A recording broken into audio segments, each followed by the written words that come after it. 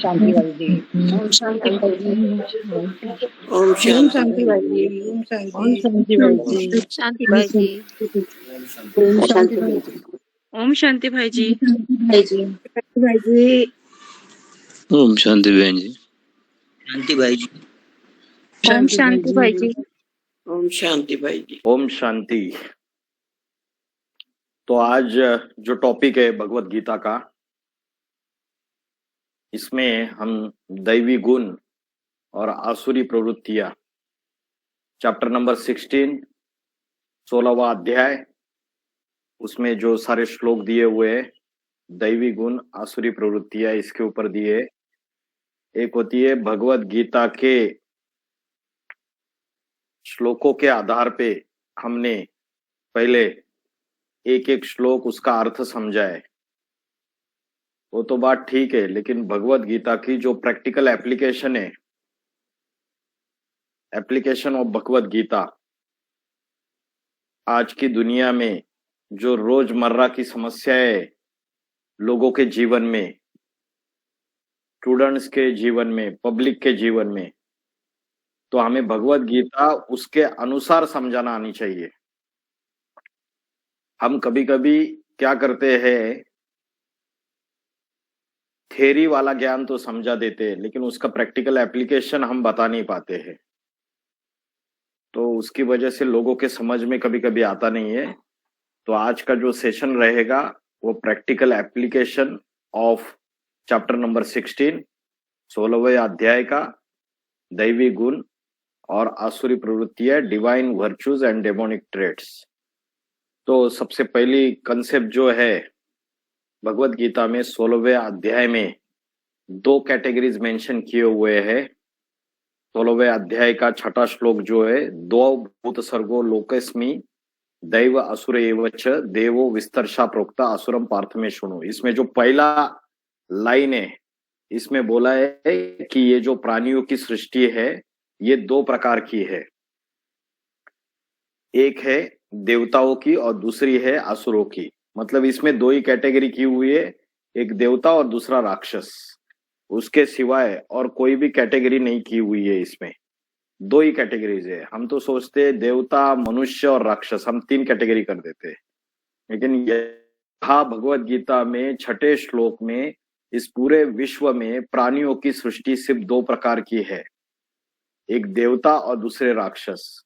फिर हम दूसरी कैटेगरीज करते हैं कि गधा है, घोड़ा है, शेर है, वो प्राणियों की ढेर सारी कैटेगरीज कर देते हैं।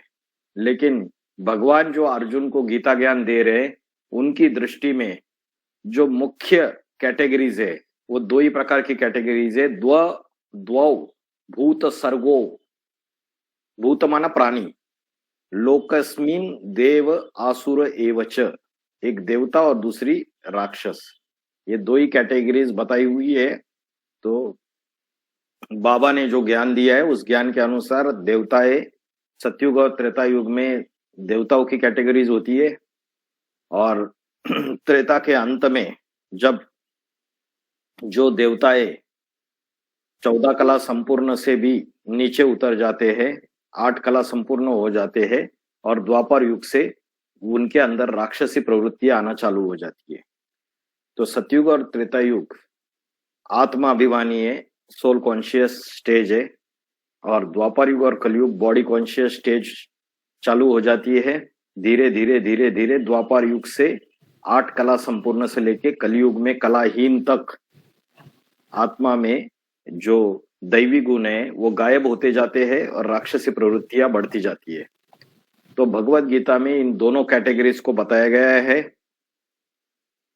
जो सतयुग और त्रेता युग जो है वहां देवी देवताओं का वास है, और द्वापर युग और कलयुग में राक्षसी वृत्ति के मनुष्यों का वास है।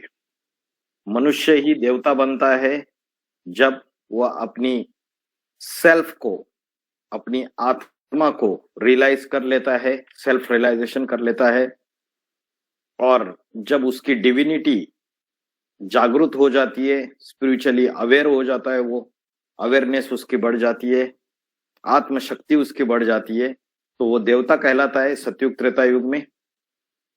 जब उसकी डिविनिटी कम हो जाती है, डिवाइन क्वालिटीज 50% हो जाती है, तो द्वापर युग शुरुआत हो जाता है। क्योंकि सतयुग में डिवाइन क्वालिटीज 16% है, 16 कला संपूर्ण बोलते हैं उसको शास्त्रों में, और द्वापर युग में वो 8 कला संपूर्ण है।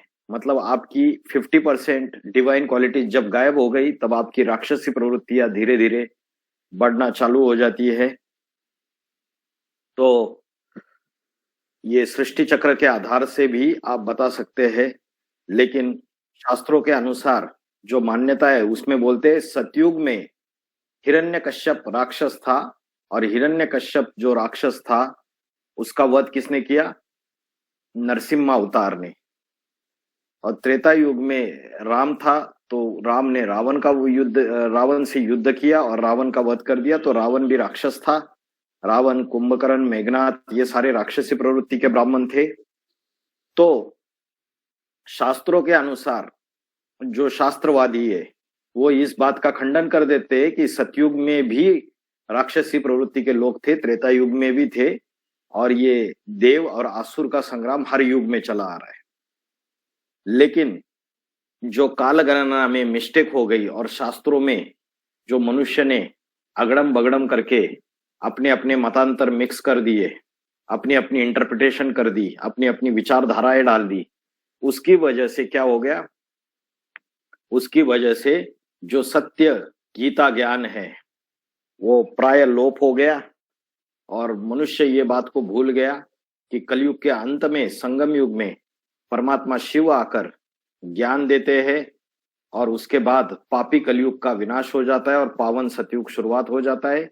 और पावन सतयुग जो शुरुआत हो जाता है उसमें सिर्फ दैवी गुण वाले मनुष्य ही रहेंगे। हिरण्यकश्यप राक्षस का वध करना या तो रावण का वध करना, ये सारी संगम युग की बातें हैं। सतयुग की आदि और कलयुग का अंत, इन दोनों के बीच में जो 100 साल का समय है, उस समय की ये बातें हैं। लेकिन शास्त्रवादी लोग शास्त्रों का आधार लेते हैं, जिन शास्त्रों में पूरी तरीके से मिलावट हो चुकी है, और शास्त्र मनुष्य द्वारा लिखे गए, और परमात्मा स्वयं आके संगम युग में ज्ञान देकर शास्त्रों का सार सुनाते हैं। तब जाके ये बात क्लियर हो जाती है कि सतयुग में दैवी गुण वाले मनुष्य है, त्रेता युग में दैवी गुण वाले मनुष्य है, और द्वापर युग और कलयुग में राक्षसी प्रवृत्ति वाले मनुष्य है। तो असुर की व्याख्या क्या है? बाबा ने मुरली में बोला है, जो सुर में सुर नहीं मिलाते हैं वो असुर। अ माना नहीं, जो सुर में सुर नहीं मिलाते हैं, मतलब एक ने कही और दूसरे ने मानी। इसको बाबा ने कहा है ये सूर्यवंशियों की निशानी है। किसी ने एक बात कह दी परिवार में और दूसरे ने उसको मान लिया, ये सूर्यवंशियों की निशानी है। लेकिन असुर माना, जो क्या करेंगे, कोई भी एक बात बोलेगा उसको काट देंगे वो, ये राक्षसी प्रवृत्ति है। परिवार में जो सनातन धर्म के परिवार है, उसमें मुखिया की बात को परिवार के कोई भी भांति कभी भी क्रॉस नहीं करते थे। अभी ऐसा समय आया है मुखिया की बात कोई मानता ही नहीं है परिवार में, तो सारे क्या बन गए? असुर बन गए। सुर में सुर मिलाने वाले नहीं है। देवता है सुर और राक्षस है असुर। और असुर की और एक व्याख्या की जाती है, जो तन से, धन से, मन से, वाचा से, कर्म से दूसरों को दुख ही दुख देता है, वो राक्षस है, वो असुर है। राक्षस और असुरा और demons are those who cause pain to others through body, mind and wealth, can't give happiness। तो इसको डेविल कहो। जो क्रिश्चियंस है वो बाइबल में आप देखेंगे तो जाएंगे तो उसमें डेविल, और जो मुस्लिम है उनके कुरान में बोलते इसको शैतान। तो दैवी गुण और आसुरी गुण, जब आत्मिक स्थिति, जिसको बाबा ने संगम युग में आके बताया कि आत्मा भ्रुकुटी के बीच में स्थित है, जब आत्मिक स्थिति ज्यादा है, जब आपकी सोल कॉन्शियस स्टेज हाईएस्ट है, तब आप डिवाइन माना देवता हो। जब आपकी सोल कॉन्शियस स्टेज लोअर है, तब आप राक्षस हो। तो चारों युगों का जो शूटिंग है वो आप संगम युग में ही कर रहे हो। संगम युग में ही जब हम ब्राह्मण आत्माएं जब हाईएस्ट कॉन्शियस स्टेज में रहते हैं, आत्मिक स्थिति में रहते हैं, बाबा की याद में रहते हैं, तब हमारे अंदर दैवी गुण ज्यादा रहते हैं। और संगम युग में जब ऐसी अवस्था आती है कभी कभी कि हमारे अंदर आत्मिक स्थिति बहुत कम रहती है और देहाभिमान ज्यादा रहता है, बॉडी कॉन्शियसनेस ज्यादा रहती है और हमारी जो कॉन्शियस स्टेज है वो लोअर रहती है, तब हमारे अंदर राक्षसी प्रवृत्तियां ज्यादा रहती है। तो राक्षस बनने का और देवता बनने का जो शूटिंग है वो हम संगम युग के 100 साल में ही कर रहे हैं। और भगवान इस धरती पर आने के बाद जिन जिन आत्माओं को परमात्मा से ज्ञान मिलता है, उनको ये रियलाइज होता है कि हम शरीर नहीं है, हम आत्मा है और परमात्मा की संतान है, तो उस समय से उनका ये शूटिंग पीरियड स्टार्ट हो जाता है। उस समय से ज्ञान होने के बाद वो राक्षसी प्रवृत्तियां और दैवी गुण ये दोनों को कभी धारण करते, कभी छोड़ देते, कभी धारण करते, कभी छोड़ देते। इसलिए बाबा ने मुरली में क्या बोला है, बाईजोली का खेल खेलते हैं। बाईजोली का खेल क्या होता है पता है आपको? जब मंदिर में जाते हैं तो बाईजोली करते हैं, कभी सर नीचे पैर ऊपर, फिर पैर नीचे सर ऊपर, इसको बोलते हैं बाईजोली। वैसे ही हमारी जब बुद्धि माना सर में बुद्धि होती है, तो सर नीचे माना जब धरनी की तरफ हमारी बुद्धि है, धरनी माना कन्या माता है। तो जब बुद्धि हमारी कन्या माता रूपी धरनी में जा रही है या देह में जा रही है या प्रकृति में जा रही है, तब हमारी कैसी अवस्था है, हमारी लोअर कॉन्शियस स्टेज है, हमारे अंदर राक्षसी प्रवृत्तियां ज्यादा है। और जब हमारा सर ऊपर है पैर नीचे है, तो हमारा सर जो है माना बुद्धि जो है हमारी वो हाईएस्ट अवस्था में है, ऊपर की अवस्था में है, तो हमारे अंदर दैवी गुण ज्यादा है और राक्षसी प्रवृत्तियां कम है। तो ये बाईजोली का खेल हम वास्तविकता संगम युग में जब परमात्मा आकर हमको ज्ञान देता है आत्माओं को, तब हम ये बाईजोली का खेल खेलते हैं। और सतयुग, त्रेतायुग, द्वापर युग और कलयुग में, चारों युगों में हमारी आत्मा कभी बॉडी कॉन्शियस स्टेज, कभी सोल कॉन्शियस स्टेज, इन अवस्थाओं से पसार होती है। तो 16वें अध्याय का पहला श्लोक से हम स्टार्ट करते हैं। पहला श्लोक है, अभयम सत्व संशुद्धि ज्ञान योग व्यवस्थिता दानम दमश्च यज्ञश्च स्वाध्याय स्तप आर्जवम। अभय माना निर्भयता, फियरलेसनेस। अभी ब्राह्मणों की दुनिया में अगर कोई गलत काम कर रहा है और कोई अगर अपनी मनमत से कर्म कर रहा है, श्रीमत के बरखिलाफ काम कर रहा है, और कोई ईश्वरीय परिवार में ऐसे कोई बड़ी बहनें या बड़ी दीदी दादियां बैठी हुई है, उनके द्वारा भी श्रीमत की बरखिलाफी हो रही है, तो क्या आज ब्राह्मण परिवार के अंदर वो फेयरलेसनेस या निर्भयता है कि डंके की चोट पर उसको उस बात को उठाए, उस श्रीमत की बात को उठाए? बाबा ने बोला इन देहधारी धर्मगुरुओं को मारो गोली, तो ज्ञान की गोली मारने के लिए बात बोली। चाहे ब्राह्मणों की दुनिया की बात है, चाहे बाहर की दुनिया में आज जो भी भ्रष्टाचार हो रहा है, पापाचार बढ़ रहा है, तो जो निर्भयता वाले लोग रहेंगे वो दैवी गुण वाले लोग रहेंगे, डिवाइन क्वालिटीज वाले, वो उसको अपोज करेंगे।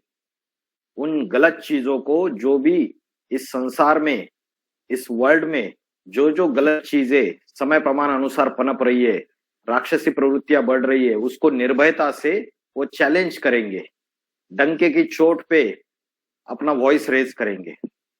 नेक्स्ट है सत्व संशुद्धि। सत्व संशुद्धि, इसका अर्थ है सत्व संशुद्धि मतलब मन और बुद्धि की सफाई। क्या बोला मैंने? मन और बुद्धि की सफाई।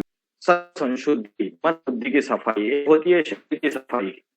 शरीर करते हैं हम, शरीर की सफाई करने के लिए हम रोज सवेरे स्नान करते हैं, लेकिन मन और बुद्धि की सफाई, अभयम सत्व संशुद्धि योग व्यवस्थित दानम दमश्च स्वाध्याय समार्जो। अभय माना निर्भयता, सत्व संशुद्धि माना मन बुद्धि की सफाई, ज्ञान और योग। तो ब्राह्मणों की दुनिया में बाबा ने जो पढ़ाई 4 सब्जेक्ट्स बताए गए, ज्ञान, योग, धारणा और सेवा। तो ये चारों सब्जेक्ट को रेगुलर अपने जीवन में धारण करना निरंतर तरीके से। दान, कौन सा दान? बाहर की दुनिया वाले कौन सा दान को श्रेष्ठ दान समझते हैं? धन के दान को श्रेष्ठ समझते हैं, लेकिन भगवत गीता के अनुसार सबसे श्रेष्ठ दान कौन सा है? ज्ञान। ज्ञान दान सबसे श्रेष्ठ है। द्रव्य दानात ज्ञान दानम विशिष्यते। जो द्रव्य दान है, धन का दान है, उससे श्रेष्ठ है ज्ञान का दान। तो जो आध्यात्मिक ज्ञान है, जो स्पिरिचुअल नॉलेज है, वो अगर आप दूसरों को बांटते, शेयर करते हैं, क्योंकि आज की दुनिया में सभी लोग टेंशन, डिप्रेशन, स्ट्रेस, चिंता, भय, दुख, इन सबके पूरी तरीके से वशीभूत होते जा रहे हैं। तो ऐसे समय आध्यात्मिक ज्ञान का जो दान है वो सर्वश्रेष्ठ दान है। दमश्य, दमश्य माना संयम, इंद्रियों का संयम, इंद्रियों को अपने कंट्रोल में रखना। स्वाध्याय, स्वाध्याय का अर्थ क्या है? स्वाध्याय का अर्थ है स्व माना आत्मा, और अध्याय माना अध्ययन, आत्मा का अध्ययन। आर्जवम, आर्जवम माना सरलता। उसके बाद जो अलग अलग डिवाइन क्वालिटीज है, उसमें फियरलेसनेस, चैरिटी मतलब दान, उसके बाद अपनी इंद्रियों का संयम, उसके बाद जो सत्व संशुद्धि है, मन बुद्धि की सफाई, इसके ऊपर हम डिटेल में देखेंगे। मन बुद्धि की सफाई करने के लिए सबसे पहले हमें ये पता होना चाहिए कि जो हमें इन आंखों से दिख रहा है वही सब कुछ है, या इस भौतिक जगत के परे भी कोई ऐसी सत्य है या शक्ति है या रियलिटी है जो हमारा असली अस्तित्व है, हमारी असली आइडेंटिटी क्या है।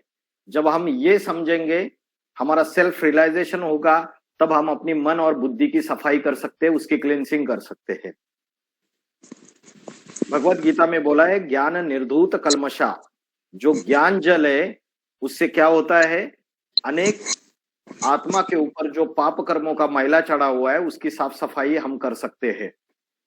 तो आज की तारीख में जो ज्ञान जल है, वो ज्ञान जल कौन सा ज्ञान जल? आध्यात्मिक ज्ञान जल, जो आत्मा की नॉलेज वाला ज्ञान है।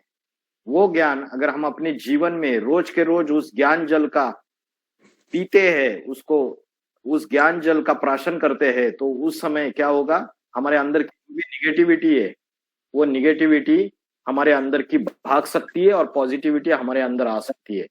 तो शरीर के लिए स्नान करते, और अगर आत्मा के ऊपर का मैला अगर साफ करना है तो उसके लिए हमें आत्मा का रियलाइजेशन जरूरी है। तो महादेव ने क्वेश्चन पूछा इसको, हनुमान जी को, कि आप कौन हो? कौन हो तुम? मैं हनुमान। तुम्हारा नाम नहीं पूछा, तुम कौन हो? अंजनी सुत, केसरी नंदन, पवन पुत्र। तुम्हारा वंश नहीं पूछा, तुम कौन? वानर। तुम्हारी जाति नहीं पूछी हनुमान, तुम कौन हो?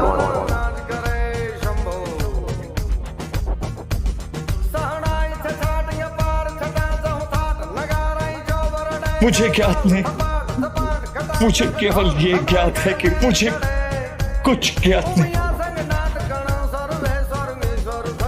मुझे अभी यही ज्ञात है कि मैं स्वयं अज्ञात। तो हनुमान जवाब नहीं दे पाया और रोने लगा। तब महादेव उसको बताते हैं उसकी असली आइडेंटिटी क्या है। तो उसकी असली आइडेंटिटी है, आप एक आत्मा हो, शरीर नहीं हो। तो शरीर जो हड्डी मांस का पुतला है और आत्मा उसको चलाने वाली एनर्जी है। शरीर मैटर है, प्रकृति, और आत्मा एनर्जी है। ये पूरा जगत दो ही चीजों से बना हुआ है, एक मैटर और दूसरा एनर्जी, एक प्रकृति और दूसरी आत्मा। तो इन दोनों के कॉम्बिनेशन से बना है। तो आत्मा की जो नॉलेज है, वो नॉलेज अगर हमें आ जाएगी तो हम मन बुद्धि की सफाई कर सकते हैं। आत्मा का जो भोजन है, वो भोजन क्या है, उसकी नॉलेज अगर हमें आ जाएगी तो हम मन बुद्धि की सफाई कर सकते हैं। आत्मा का भोजन है आध्यात्मिक ज्ञान और योग। तो रोज सवेरे, जैसे हम सारे ब्राह्मण जितने भी है, सवेरे कितने बजे क्लास करते हैं? 3:45 बजे क्लास करते हैं, और सवेरे 2:45 बजे से 3:45 बजे योग की क्लास होती है। तो ये दोनों आत्मा का भोजन है। जिस दिन हम ये आत्मा का भोजन अच्छे से ले लेते हैं, उस दिन सवेरे से लेकर रात तक हमारी अवस्था अच्छी रहती है, हमारे अंदर रूहानियत रहती है, हमारे अंदर नेचुरल खुशी रहती है, प्रसन्नता रहती है, आनंद रहता है। तो मन बुद्धि की सफाई करने के लिए आत्मा का भोजन लेना है। फिर आत्मा के 3 शत्रु कौन से है? भगवत गीता के अनुसार त्रिविधस्य नरकस्य इदम द्वारम नाशनम आत्मनाः काम क्रोध तथा लोभ, काम क्रोध तथा लोभ तस्मात् एतत् त्रयम् त्यजेत्। भगवत गीता में बोला है काम, क्रोध और लोभ ये तीनों नरक के द्वार खोलने वाले हैं। ये आत्मा के 3 शत्रु है। तो मन बुद्धि की जो सफाई है वो करने के लिए हमें ये जो 3 शत्रु है इनका त्याग करना पड़ेगा, काम, क्रोध और लोभ। और काम की उत्पत्ति कैसे होती है? भगवत गीता में बोला है संगात संजायते कामा। जो आसक्ति है, अटैचमेंट है, उससे कामना जागृत, डिजायर या लस्ट पैदा होती है। किसी व्यक्ति के प्रति जो अटैचमेंट होता है उससे ही लस्ट पैदा होता है या डिजायर पैदा होती है, या किसी वस्तु के प्रति अगर अटैचमेंट है तो उससे भी डिजायर पैदा होती है। तो काम, क्रोध और लोभ, lust, anger and greed, these are the 3 enemies of the soul। उसको चार्जिंग करने के लिए हमें क्या करना पड़ेगा? आत्मा का भोजन लेना पड़ेगा, ज्ञान और योग। जैसे तिलक और बिंदी की जो परंपरा है, यहाँ भ्रुकुटी के बीच में तिलक लगाते हैं भारत के पुरुष लोग और बिंदी लगाती है कन्या माताएं। ये आत्मा की निशानी।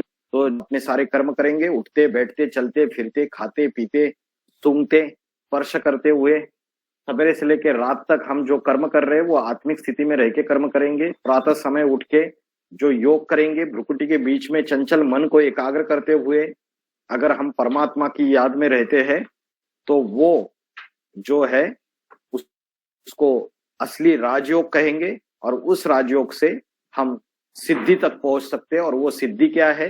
वो सिद्धि है मनुष्य से देवता। जो राक्षसी प्रवृत्तियां है वो खत्म हो जाएगी, मन बुद्धि की सफाई हो जाएगी और हम देवता बन जाएंगे। तो हम इन दैवी गुण जो क्वालिटीज है उसके बारे में हम गहराई में जानते हैं, और उसके लिए बाबा हमें कौन सी पढ़ाई पढ़ाते हैं? राजयोग की पढ़ाई पढ़ाते हैं। इस राजयोग की पढ़ाई में 4 पिलर से ब्रह्मचर्य, शुद्ध अन्न, दैवी गुण और सत्संग, इन चारों पिलर्स के ऊपर ये राजयोग की पढ़ाई आधारित है। ये व्यक्ति जो राजयोग के आसन पे बैठा हुआ है वो आत्मिक स्मृति में आत्मा का ध्यान कर रहा है, भ्रुकुटी के बीच में जो आत्मा रहती है और परमात्मा से कनेक्शन जोड़ रहा है, उससे 5 विकार भाग रहे, काम, क्रोध, लोभ, मोह, अहंकार। और वो चीज ध्यान करते हुए वो 4 जो सब्जेक्ट्स है उसको फॉलो कर रहा है। ब्रह्मचर्य, self control, purity of mind, purity of body and purity of speech.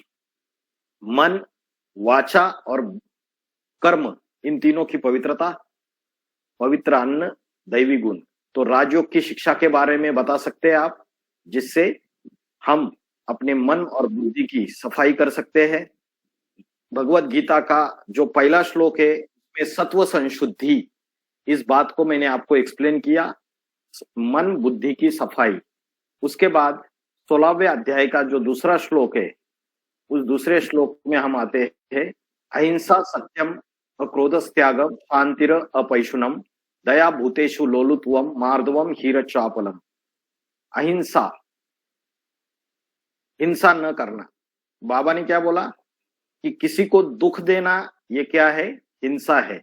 मन से अगर हम किसी के प्रति अपवित्र संकल्प करते हैं और मन से किसी के प्रति ईर्ष्या द्वेष करते, घृणा करते, दुश्मनी का भाव रखते, तो वो भी हिंसा है। किसी को मन से दुख देना, वाचा से दुख देना और कर्म से दुख देना, ये हिंसा है। तो दो दैवी गुण क्या है? अहिंसा। मन से भी किसी को दुख नहीं देना है, वाचा से भी दुख नहीं देना है और कर्मों से भी किसी को दुख नहीं देना है। अहिंसा, सत्यम, अक्रोधस त्याग, क्रोध का त्याग करना, शांतिर अपैशुनम, अपैशुनम माना दूसरों के दोष न देखना, प्राणियों पर दया, लोभहीनता, मीठापन, लज्जा, चंचलता ना होना, ये सारे जो है ये दैवी गुण है। इस दैवी गुणों में हम डिटेल में नहीं जा रहे क्योंकि ये सभी को पता है कि दैवी गुण किस प्रकार के होते हैं। कंपैशन, ज्यादा लोभ न रखना, मीठापन, कम बोलो, धीरे बोलो, मीठा बोलो, चंचलता न होना, मन चंचल नहीं होना चाहिए, एकाग्र होना चाहिए। तो ये सारे डिवाइन क्वालिटीज है। तो आजकल हम क्या कर रहे हैं, फिजिकल ग्रोथ के तरफ ज्यादा ध्यान दे रहे, लेकिन हमारा जो स्पिरिचुअल ग्रोथ है, हमारा जो आध्यात्मिक विकास है, इसके ऊपर हम थोड़ा भी ध्यान नहीं दे रहे, थोड़ी भी कॉन्शियसनेस नहीं है और उसकी वजह से हमारी डिवाइन क्वालिटी जो है वो कम होती जा रही है और राक्षसी प्रवृत्तियां बढ़ती चली जा रही है। 16वें अध्याय का 3रा श्लोक है, दैवी गुण बताया इसमें, तेजक, क्षमा, धृति, धृति माना धैर्य, धैर्य माना पेशेंस, तेजक, क्षमा, क्षमा माना फॉरगिवनेस। ज्ञान में चलते चलते हमारा किसी से क्या हो जाता है, झगड़ा हो जाता है, किसी से वैर भाव हो जाता है, दुश्मनी हो जाती है और हम उसको क्षमा नहीं कर पाते हैं। तो फॉरगिवनेस या क्षमा करना ये भी दैवी गुण है, क्योंकि हमें हिसाब किताब चुकतू करने हैं, हिसाब किताब बढ़ाने नहीं है संगम युग में। धृति माना धैर्य, तो धैर्य, जब धैर्य की बात आती है तो महाभारत में जो अर्जुन है और दूसरा कौन है, दुर्योधन, ये 2 कैरेक्टर्स है। तो दुर्योधन भगवान को पूछता है कि मेरे में ऐसा क्या नहीं है जो अर्जुन में है, और आप अर्जुन को इतना प्रेफरेंस देते हो, अर्जुन को अपने नजदीक रखते हो, तो मेरे में ऐसा क्या नहीं है जो अर्जुन में है। तो भगवान उसको जवाब देते हैं, अर्जुन में धैर्य है जो आप में नहीं है। जो दुर्योधन है वो उतावला है, इम्पेशेंट है। और तुलसीदास जी ने शास्त्रों में क्या बोला, धीरज, धर्म, मित्र और नारी, आपतकाल परखियोचारी। धीरज माना धैर्य, धर्म, धर्म माना धारणा।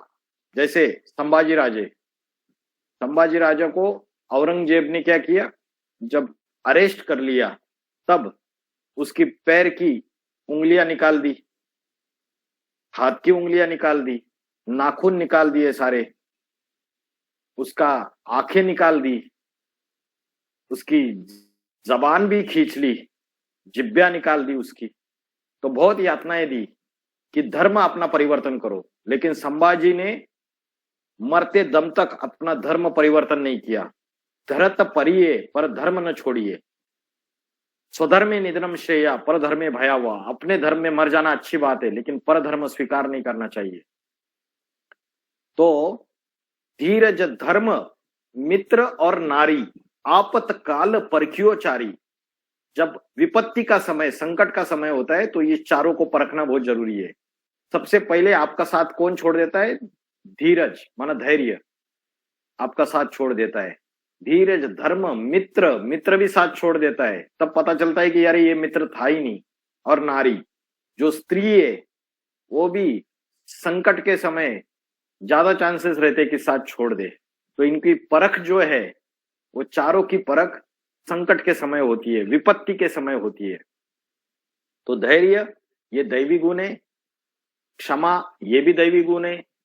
जो पृथ्वीराज चौहान है, इन्होंने मोहम्मद गौरी को 17 बार माफ किया, 17 बार उसको हराया युद्ध में, वो शरण आया उनके और 17 बार उसको माफ कर दिया। नाती मानिता, अधिक मान न करना। आज के लोग क्या कर रहे, धार्मिक स्थलों पर या कहीं भी किसी को, कोई गरीब को मदद भी कर देता है तो सेल्फी ले गए, उसके वीडियो वायरल कर देंगे, तो उल्टा अधिक मान करते हैं, मान मर्तबा लेने की कोशिश करते हैं। लेकिन बाबा ने मुरली में बोला है, गुप्तदान महाकल्याण। जो भी दान करना है वो गुप्त में करो, उसको दिखावा कर करके मत करो। और निर्माण, निर्माण माना मान शान से परे रहना है। तो ऐसे कई प्रकार के दैवी गुण आपको बताए। सबसे पहले कैटेगरी अभय सत्व संशुद्धि ज्ञान योग व्यवस्थिता दानम दमश्च यज्ञश्च स्वाध्याय तपार्जवम। दूसरी कैटेगरी बताई अहिंसा सत्य क्रोध त्याग शांतिर अपैशुनम। उसके बाद तेज क्षमा धृति शांति शौचम अद्रोह नातिमानिता। शौचम माना शुद्धि, purity, purity of mind, purity of intellect, purity of वाचा मतलब आपके वाणी की शुद्धता और कर्मों की शुद्धता। तो ये सारे दैवी गुण है। ये दैवी गुण हमें चेक करना है हमारे अंदर कितने हैं, क्योंकि देवता बनना है तो दैवी गुण धारण करने पड़ेंगे और राक्षसी वृत्तियों का त्याग करना पड़ेगा। अभी भगवत गीता के अगर हम चौथे श्लोक में आएंगे 16वें अध्याय के, तो राक्षसी प्रवृत्तियां कौन सी है इसकी शुरुआत हो जाती है। दंभो दर्पो अभिमानश्च क्रोध पारुष्यमेव च अज्ञानंच अभिजातस्य पार्थम संपदम आसुरीम। तो बोला दंभ, दंभ माना पाखंड, हाइपोक्रेसी। आज अनेक सत्संग है और अनेक सत्संगों में पाखंड दिखाया जा रहा है धर्म के नाम पर। आज जो पंडित है या जो ब्राह्मण है वो धामा खाने वाले ब्राह्मण ज्यादा है, दक्षिणार्थी ब्राह्मण ज्यादा है।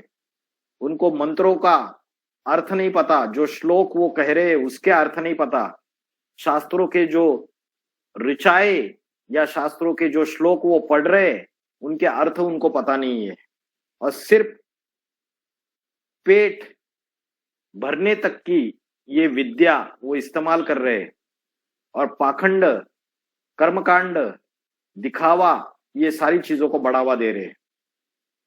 तो आज कई सारे बाबा है, महाराज है, वह अल्पकाल की सिद्धियां भूत प्रेतों को अपने वश में कर लेते, अल्पकाल की सिद्धियां प्राप्त कर लेते और उन अल्पकाल की सिद्धियों को प्राप्त करके मनुष्य की अल्पकाल की जो इच्छाएं उसको ही पूरी कर देते। सदा काल के उसके अंदर के राक्षसी प्रवृत्तियों का विनाश करके उसके अंदर दैवी गुण धारण नहीं कर सकते, उसको मनुष्य से देवता बना नहीं सकते वो। तो ये जो पाखंड है ये राक्षसी प्रवृत्ति है, और ये पाखंड आज दुनिया में बढ़ता चला जा रहा है। एक दिल्ली में निर्मल बाबा है, वो क्या करते हैं, अगर कोई भक्त ने उनको पूछा कि मेरी जॉब नहीं लग रही है, तो वो क्या बताते हैं कि आप घर पे जाओ और समोसा खाओ और समोसे के साथ हरी चटनी खाओ, आपको जॉब मिल जाएगी। तो आज ये जो अल्पकाल की प्राप्ति है, इस अल्पकाल की प्राप्तियों को यूज करके धर्म के नाम पे पाखंड समाज में फैलाया जा रहा है। इसमें ये देवता आ गई, ये देवी आ गई, तो भूत प्रेतों को वश में करके उनको अपने कंट्रोल में किया जाता है, भूत प्रेत की प्रवेश किया जाता है, और भूत प्रेतों की प्रवेशता से अल्पकाल की छोटी छोटी समस्याओं का निवारण किया जाता है। लेकिन जिसको मोक्ष बोलते हैं या जिसको मुक्ति बोलते हैं, मोह, मोक्ष का अर्थ क्या है, मोह का क्षय, मतलब जो हमारे इमोशनल बॉन्ड से अनेक आत्माओं के साथ, वो सारे मोह का खात्मा, नष्टो मोहा, ये फाइनल मुक्ति है।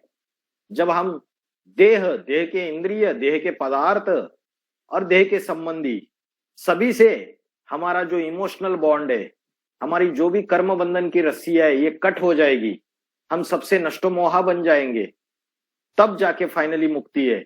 लेकिन आज के जो बाबा है ये पाखंड फैला रहे, धर्म के नाम पर अंधश्रद्धाएं फैला रहे, तो ये राक्षसी प्रवृत्तियां समाज में आज की तारीख में बढ़ जा रही है।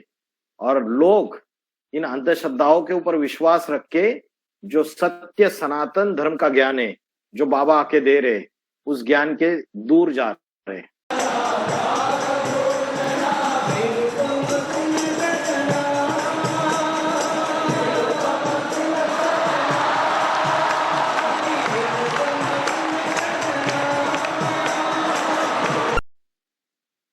विष्णुपूर्ति सत्य साई बाबा है, ये इन्होंने क्या किया, मुख से क्या निकाला, लड्डू निकाला सोने का और प्रसाद के रूप में अपने भक्तों में बांट दिया। तो ऐसे जो पाखंड के आधार पे, अल्पकाल की सिद्धियों के आधार पे ये लोगों को अल्पकाल की प्राप्तियां भी दे देते होंगे, लेकिन सदाकाल उनका उद्धार नहीं करते। तो ये सारे पाखंडी है। तो राक्षसी प्रवृत्तियों में जो पहला बताया दंभ, दर्प, अभिमानस्य। दर्प माना, दंभ का अर्थ बताया पाखंड, हाइपोक्रेसी, और दर्प माना, दर्प का अर्थ है धन और परिवार का घमंड। तो महाभारत में कौन सा कैरेक्टर है जिसको अपने धन का और अपने परिवार का सबसे ज्यादा घमंड था? दुर्योधन। दुर्योधन। दुर्योधन को सबसे ज्यादा अपने धन का, अपने परिवार का घमंड था। तो ये भी राक्षसी प्रवृत्ति है। और आज की तारीख में भी जो जिनके पास बहुत धन है, जिन परिवारों में, उनके बच्चे जो है उनको उस धन का वो मिसयूज कर रहे हैं। ये पुणे में एक 16 साल का लड़का है, ये अपने दोस्तों के साथ, ये बड़ा दोस्तों के साथ रेस्टोरेंट में, बार में जाके दारू पीता है और जाके जो लग्जरी कार है, जो उसके पिताजी बड़े धनवान व्यक्ति है, पुणे में बिल्डर है, पोर्शे नाम की गाड़ी है, वो उसका 250-300 किलोमीटर पर आवर स्पीड होता है, उससे वो गाड़ी ठोक देता है और 2 इंजीनियर नौजवानों की मृत्यु हो जाती है ऑन द स्पॉट। तो ये धन और परिवार का घमंड है। जब हमें अपने धन का, अपने परिवार का घमंड हो जाता है तो हमारे अंदर समझो राक्षसी प्रवृत्तियां बढ़ती चली जा रही है। ये चेकिंग है। तो दंभो, दर्प, अभिमानस्य, क्रोध, पारुष्य मेवच। अभिमान, एक होता है स्वाभिमान और एक होता है अभिमान। स्वाभिमान तो पॉजिटिव वे में भी लिया जा सकता है, और अभिमान जो है वो निगेटिव वे में होता है। अभिमान का अर्थ एक तरीके से वो अहंकार भी इसको आप बोल सकते हैं, इगोइज्म। तो दंभ, दर्प, अभिमानस्य, क्रोध, क्रोध ये राक्षसी प्रवृत्ति है। पारुष्य मेवच, पारुष्य माना कठोरता, अज्ञानंच अभिजातस्य,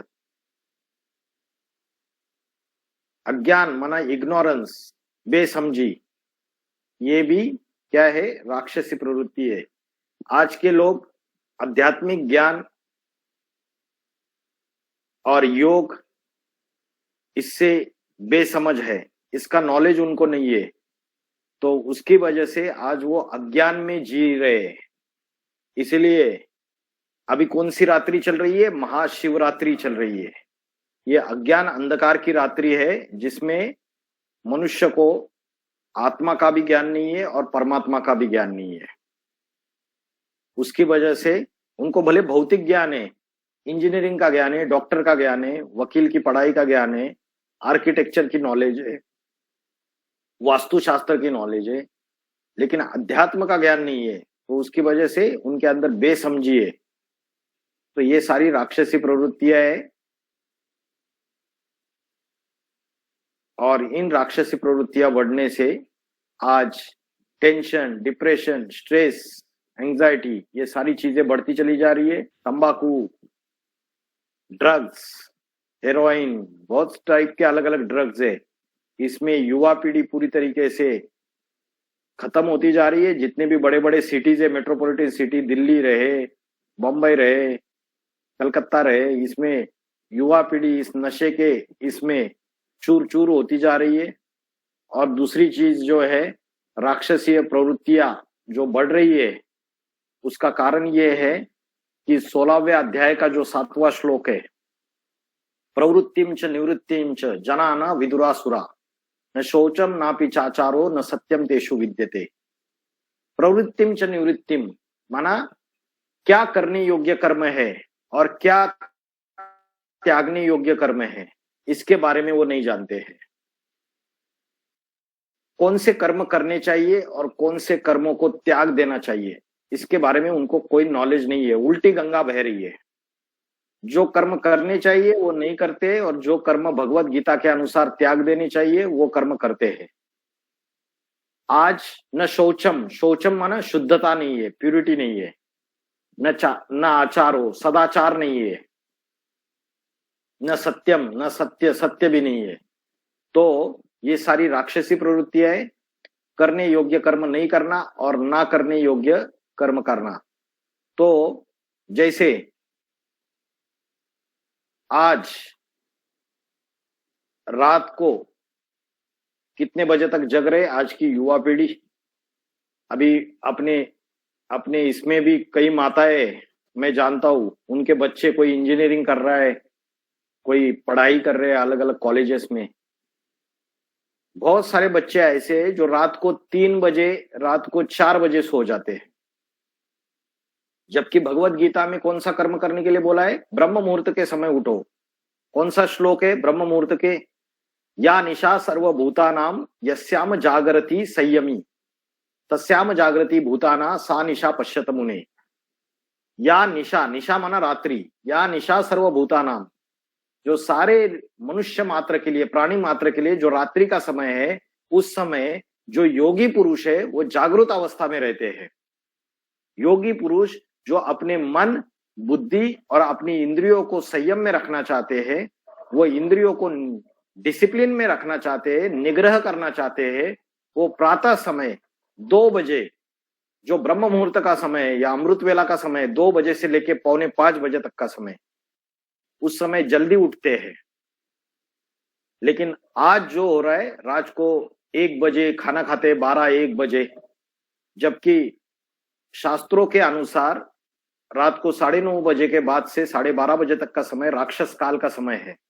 उस समय अगर भोजन खाते हैं तो आयुर्वेद भी इस बात को मानते हैं कि उस समय आपका जो भोजन है वो विष बन जाता है, वो आपको फायदा नहीं देता है। तो प्रवृत्तिम च निवृत्तिम, क्या कर्म करने योग्य है और क्या कर्म त्यागने योग्य है, ये समझना बहुत जरूरी है। आज की डेट में अगर आप बड़े बड़े शहरों में जाएंगे तो रात भर पार्टियां करना, गंदी गंदी मूवीज देखना, वेब सीरीज देखना, वायलेंस वाले सेक्सुअल फिल्म्स देखना, ये सारी चीजों की वजह से मन और बुद्धि में राक्षसी प्रवृत्तियां बढ़ती चली जा रही है। रात भर जागते और दिन में सोते हैं।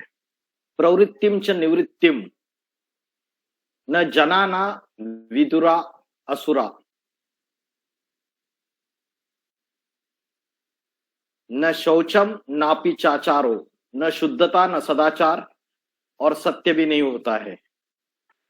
तो आज की जो एजुकेशन है, वो एजुकेशन जो है वो सिर्फ पेट भरने तक की सीमित विद्या है। तो उनको कौन से कर्म करने चाहिए और कौन से कर्म नहीं करने चाहिए, इसकी कुछ भी प्रकार की नॉलेज इस एजुकेशन सिस्टम में नहीं दी जाती। क्या नैतिकता है, क्या मोरालिटी है, क्या अनैतिकता है, इसके बारे में किसी भी प्रकार की नॉलेज नहीं दी जाती। पहले गुरुकुल होते थे और गुरुकुल में जो विद्या दी जाती थी वो विद्या ऐसी विद्या होती थी कि जिसमें सिर्फ पेट भरने तक की सीमित विद्या नहीं थी, उसमें नैतिकता, सदाचार, उसके बाद शुद्धता, अच्छे संस्कार, कौन से कर्म करने चाहिए, कौन से कर्म नहीं करने चाहिए, इसकी सारी नॉलेज दी जाती थी। तो मैंने आपको बताया कि लेट नाइट पार्टीज करते हैं, उसमें फिर शराब पिएंगे, नशा करेंगे, और बाबा ने बोला है शराब पीने से 5 विकार आ जाते हैं, काम, क्रोध, लोभ, मोह, अहंकार, 5 विकारों को बढ़ावा मिलता है। तो उससे सारी राक्षसीय प्रवृत्तियां बढ़ती है और पाप कर्म होते हैं। अभी एक रिसेंटली आज तक जो न्यूज चैनल है उसमें इन्होंने एक सर्वे किया। तो ये जो पत्रकार है, इनका नाम है सुधीर चौधरी, इन्होंने एक एपिसोड चलाया था। उसमें उन्होंने बोला आज की जो युवा पीढ़ी है वो आज इंटरनेट पे सबसे ज्यादा, मतलब तकरीबन 90% युवा पीढ़ी जो है इंटरनेट पे पोर्नोग्राफी सर्च कर रही है, ब्लू फिल्म्स जिसमें अश्लीलता होती है, ये सारी चीजें ये लोग सर्च करते हैं इंटरनेट पे। और जबकि आज देश के सामने सबसे बड़ा प्रॉब्लम है अनएम्प्लॉयमेंट का, बेरोजगारी। तो रोजगार और नौकरियां सर्च करने के लिए जो युवा सर्च कर रहे हैं वो परसेंटेज बहुत कम है। तो मानसिकता इतनी नीचे गिरती जा रही है कि मन और बुद्धि को जो फीड करना है वो क्या फीड कर रहे हैं आज के युवा? गंदगी फीड कर रहे हैं पूरी तरीके से। और गंदगी फीड करेंगे, बोया बीज बबूल का तो आम कहां से आए? जैसा बीज बोओगे वैसा ही वृक्ष उगेगा और वैसा ही फल आएगा उसको।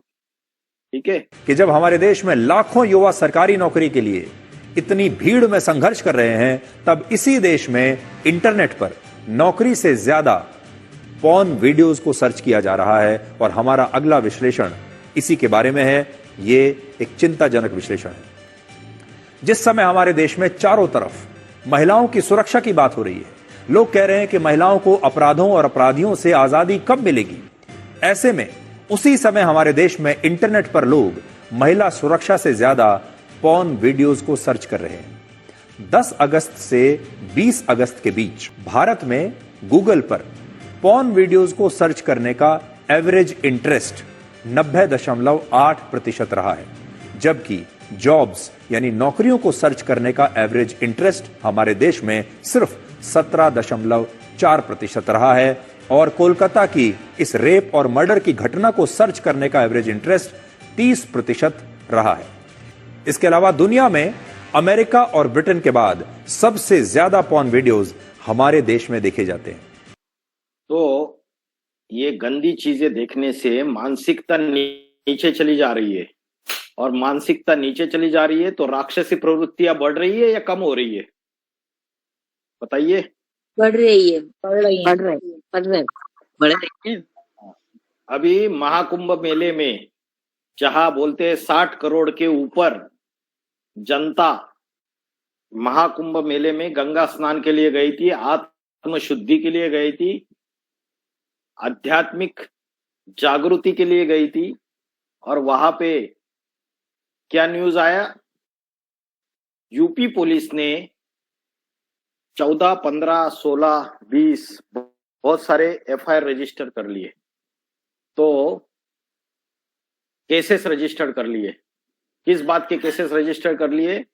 तो आजकल सोशल प्लेटफॉर्म्स, टेलीग्राम और दूसरे दूसरे सोशल प्लेटफॉर्म्स पे वहां जो महिलाएं स्नान कर रही है और जो अपने कपड़े बदल रही है, फेसबुक, इंस्टाग्राम, टेलीग्राम में उनके वीडियोस सर्कुलेट करके उनको वीडियोस को सेल किया जा रहा है।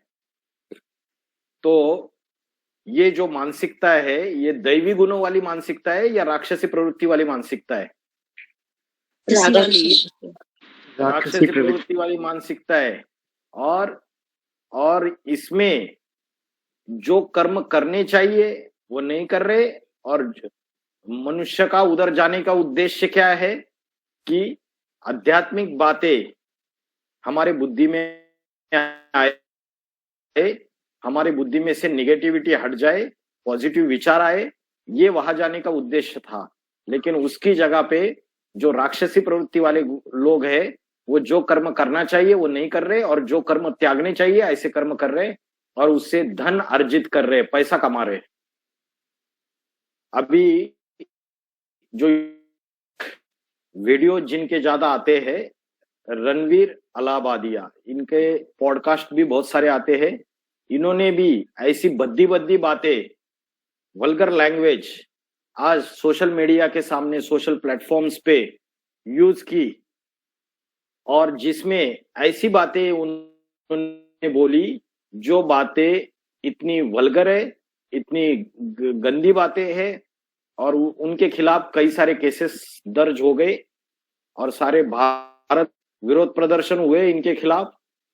तो बात ये है, आज जो वीडियोस ये कंटेंट राइटर्स बना रहे, यूट्यूब पे डाल रहे, तो ये हमारी बुद्धि की चॉइस है कि हमें क्या लेना चाहिए, क्या नहीं लेना चाहिए। तो आज गंदा भी परोसा जा रहा है।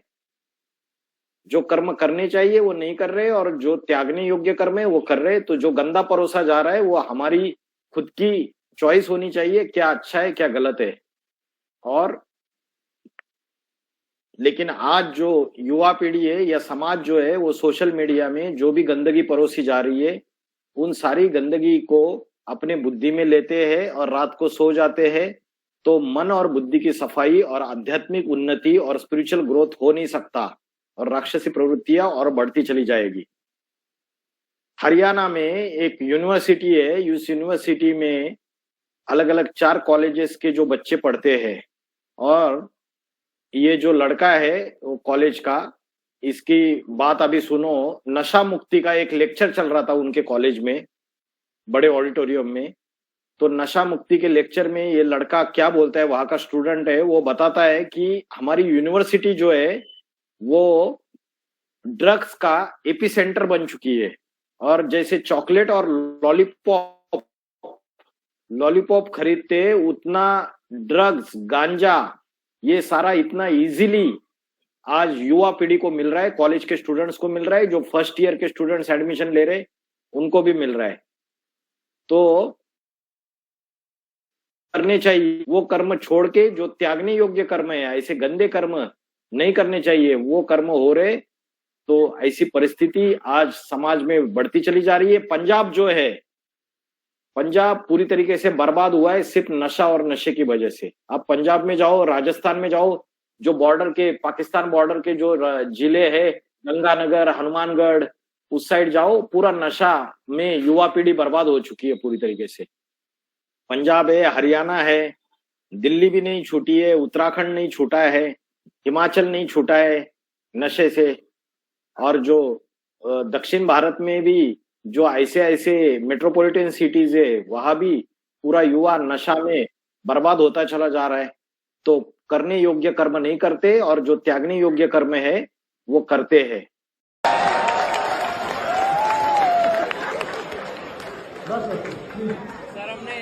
सर हमने इतना बड़ा ये कार्यक्रम देखा नशा मुक्ति अभियान का, और यूनिवर्सिटी नशे का सबसे बड़ा एपिसेंटर है।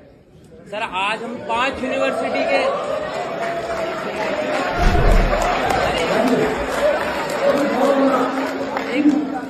सर हम 5 यूनिवर्सिटी के बच्चे यहाँ पर, 4 यूनिवर्सिटी के बच्चे यहाँ पर बैठे हैं। आज गांजा मिलना या फिर कोई नशे की सामग्री मिलना, टॉफी, लॉलीपॉप जितना आसान है मिलना, सर तो एक फर्स्ट ईयर का या सेकंड ईयर का बच्चा गांजे के डीलर को ट्रेस कर सकता है या ट्रैक कर सकता है, तो पुलिस क्यों नहीं कर पाती? क्या पुलिस ही पीछे छूट रही है?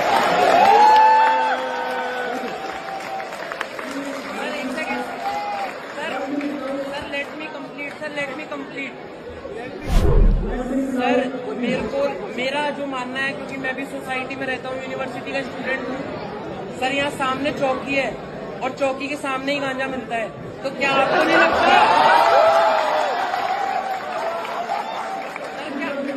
क्या आपको नहीं लगता कि ये पुलिस की नाकामी है? तो आज का प्रशासन, पुलिस भी इन चीजों को रोक नहीं पा रहा है।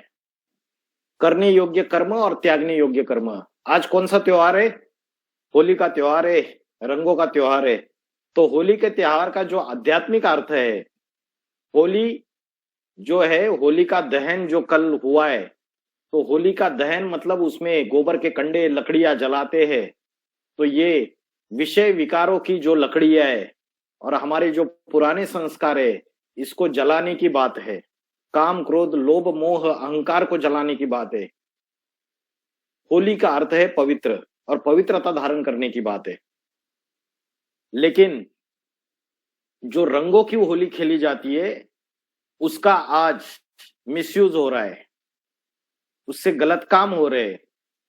रंगों की होली खेलना परमात्मा के संग का रंग लगाना अपनी आत्मा को, और अपने आत्मा के अंदर के जो पाप कर्म है उसको भस्म करना। हम जब रंग खेलते हैं तो अनेक व्यक्तियों के अंदर जो अलग अलग संस्कार रहते हैं उन संस्कारों को मिलाते हैं। ये उसका अर्थ है, आध्यात्मिक अर्थ है। लेकिन आज वर्तमान में होली के त्योहार के नाम पे इतनी गंदगी होती है। रिश्तेदारी में चाहे ननद है, चाहे रिश्तेदारी में जो भी लोग है, उसमें जो लेडीज है उनके साथ दुष्कर्म भी होते हैं। रंग लगाने के नाम पर अलग अलग तरीके से छेड़खानी होती है, दुष्कर्म होते हैं, गंदे काम होते हैं, सारी चीजें होती है। तो इन जो धार्मिक त्योहार है जिनका गहरा आध्यात्मिक रहस्य है, उससे जो आत्मशुद्धि करनी चाहिए वो आत्मशुद्धि न करके उल्टा और राक्षसी प्रवृत्तियों बढ़ाने के कर्म कर रहे। जो त्यागने योग्य कर्म है वो कर रहे और जो करने योग्य कर्म है वो नहीं कर रहे।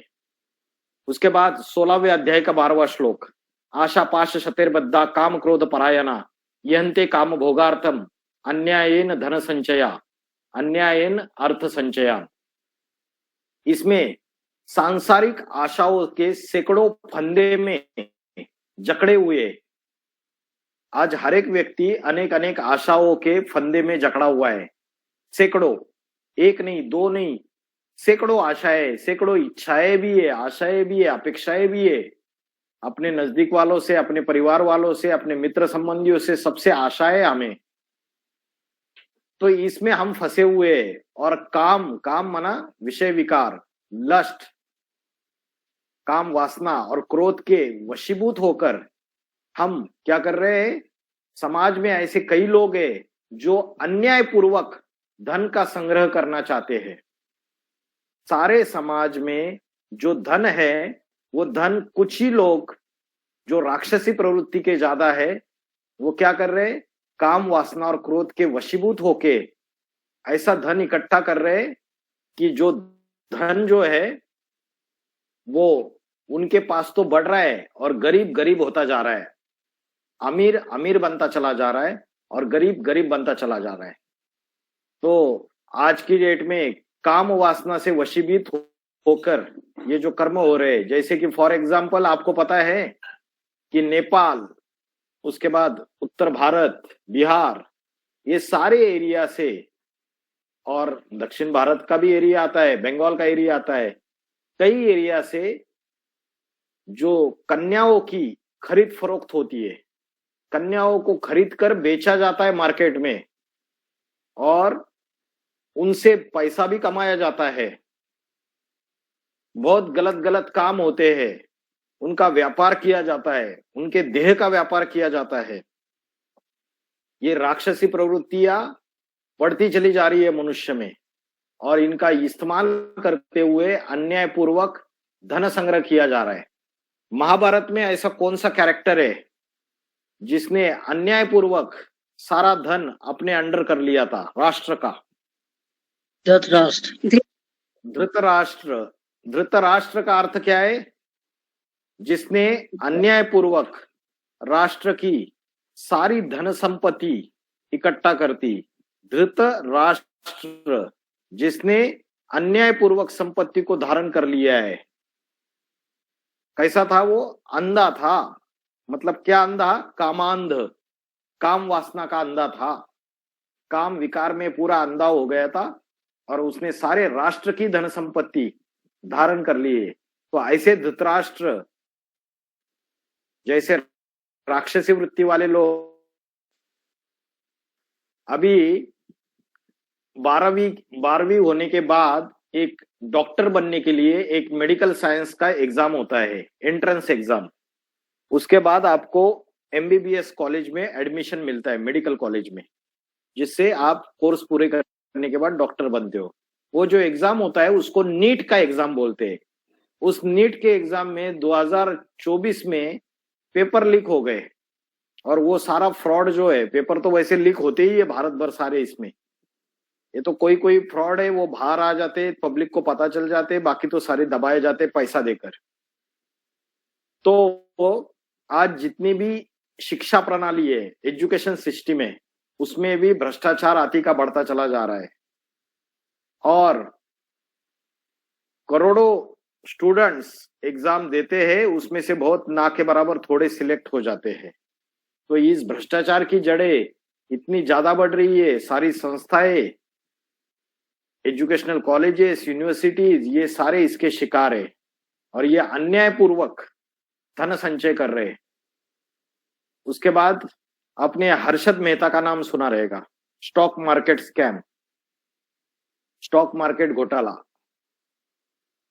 इन्होंने स्टॉक मार्केट घोटाला में 4,000 करोड़ रुपए संपत्ति धन अर्जित किया स्टॉक मार्केट के घोटाले में। विजय माल्या जो किंग फिशर एयरलाइंस कंपनी का मालिक है, उसने मनी लॉन्ड्रिंग का स्कैम किया घोटाला 9,000 करोड़ का।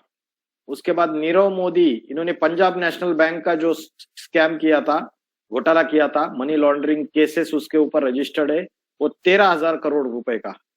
उसके बाद 2G स्कैम 1.76 लाख करोड़ का। देखो 1.76 लाख करोड़, 1 करोड़ है हमारे पास तो भाई कितनी बड़ी बात है।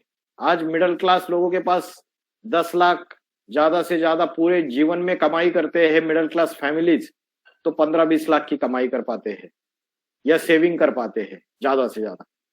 तो 1.76 लाख करोड़, इतनी अति का बड़ा स्कैम किया इन्होंने। जैसे अभी मोबाइल में 5G चल रहा है, तो उस समय जब 2G हुआ था तो कांग्रेस की जो गवर्नमेंट थी, उसका जो मिनिस्टर था उसका नाम था ए राजा नाम था उसका, और उसको इस स्कैम में दोषी पाया गया। उसके बाद कॉमनवेल्थ गेम्स दिल्ली में 2010 में, उस समय कांग्रेस का जो मेंबर ऑफ पार्लियामेंट था सुरेश कलमाड़ी, इसने 70,000 करोड़ रुपए का स्कैम किया था। तो ये राक्षसी प्रवृत्ति के लोग हैं या देवता प्रवृत्ति के लोग हैं? तो भगवत गीता का जो श्लोक है 16वें अध्याय का 12वां श्लोक, आशा पाश शतिर्बद्धा काम क्रोध परायणा इहंते काम भोगार्थ अन्यायेन अर्थ संचयान, अन्याय पूर्वक धन का संचय करते, धन का संग्रह कर देते। तो ये बात साबित होती है नहीं साबित होती है अभी दुनिया में? बताइए। जी होती है। हाँ, तो राक्षसी वृत्तियां बढ़ती चली जा रही है। फिर भगवत गीता में श्लोक आया कि जो राक्षसी प्रवृत्ति के लोग हैं वो क्या समझते हैं, कामोपभोग परमा एता वदिति निश्चिता, 16वें अध्याय का 11वां श्लोक है। लेकिन दूसरी तरफ भगवत गीता कहती है कि काम, क्रोध और लोभ ये तीनों आत्मा का नाश करने वाले हैं, और इन तीनों को ये नरक के द्वार खोलने वाले हैं, और इन तीनों को शत्रु समझो। जही शत्रु महाबाहो काम रूपम दुरासदम, जही मना हत्या कर दे शत्रु, इस काम रूपी शत्रु की काम वासना, ये सेक्सुअल डिजायर, ये लस्ट, इस शत्रु की हत्या कर दे। जय शत्रु महाभावो काम रूपम दुरासदम, यह अत्यंत कंट्रोल में ला नहीं सकते, बहुत कठिन है इसके ऊपर विजय पाना, इसकी हत्या कर दे, ऐसे भगवत गीता भगवत गीता में ही 16वें अध्याय का 11वां श्लोक में बोला है। जो राक्षसी प्रवृत्ति के लोग हैं वो क्या समझते हैं, अरे विषय वासना का, काम वासना का भोग भोगना ही परमानंद है। तो आज क्या हो रहा है, आज भारत में और सारी दुनिया में मैरिटल रेप, शादी होने के बाद भी बलात्कार हो रहे हैं अपने पति के द्वारा, जोर जबरदस्ती हो रही है। तो सुप्रीम कोर्ट में भी इससे रिलेटेड केस चल रहा है। इतनी जोर जबरदस्ती आती की जाती है, उनके ऊपर इतने अत्याचार किए जाते हैं, यहां तक कि उनको इतना पेन, दुख सहन करना पड़ता है, उनको इतनी यातनाएं भोगनी पड़ती है। तो ये काम विकार में अंधे होने वाले जो राक्षसी प्रवृत्ति के मनुष्य है, वो दुनिया में ये गंदे काम करके दुनिया में ये प्रचार कर रहे कि विषय वासना का भोग करना यही परमानंद है, बाकी ये आध्यात्मिक ज्ञान वगैरह उसका तो वो लोग मजाक उड़ाते हैं। ये सारा मिथ्या है, ये सारा गलत है। 16वें एताम दृष्टिम अवष्टभ्य नष्टात्मानो अल्प बुद्धिया प्रभवंत्य उग्र कर्मान क्षयाय जगतो हिताहा, नष्ट हुए स्वभाव वाले, क्षुद्र बुद्धि और क्रूर कर्म करने वाले लोग। कैसे? क्षुद्र बुद्धि, जैसे भगवत गीता में देवता, क्षत्रिय, उसके बाद वैश्य और शूद्र, इन सभी के अलग अलग जो गुण है ये बताए। तो जो क्षुद्र बुद्धि वाले लोग हैं, उनकी सोच भी, उनके मन के विचार भी क्षुद्र होते हैं, उनके कर्म भी क्षुद्र होते हैं, और क्रूर कर्म करने वाले लोग। कैसे कर्म करते? क्रूर कर्म, स्त्रियों के ऊपर, अबलाओं के ऊपर ऐसा अत्याचार करते हैं। सबसे आपने जो बड़ा एग्जाम्पल देखा रहेगा, 2012 में दिल्ली में निर्भया केस हुआ था। लोहे का रॉड जो है वो उसके जननेंद्रिय में डाल के उसके ऊपर इतने अत्याचार किए गए थे, फाइनली हॉस्पिटल में एडमिट किया गया और फिर उसने प्राण त्याग दिए। इसको कौन से कर्म बोलेंगे? क्रूर कर्म करने वाले लोग, क्षुद्र बुद्धि, नष्ट हुए स्वभाव वाले। उनका स्वभाव जो है वो नष्ट हो गया है। कौन सा स्वभाव नष्ट हो गया? देवता स्वभाव नष्ट हो गया, बुद्धि नष्ट हो गई और शुद्र बुद्धि हो गई पूरी। वो क्रूर कर्म करते। 10 महीने की छोटी छोटी बालिकाएं, 4-5 महीने की छोटी छोटी बच्चियां, उनके ऊपर रेप हो रहे।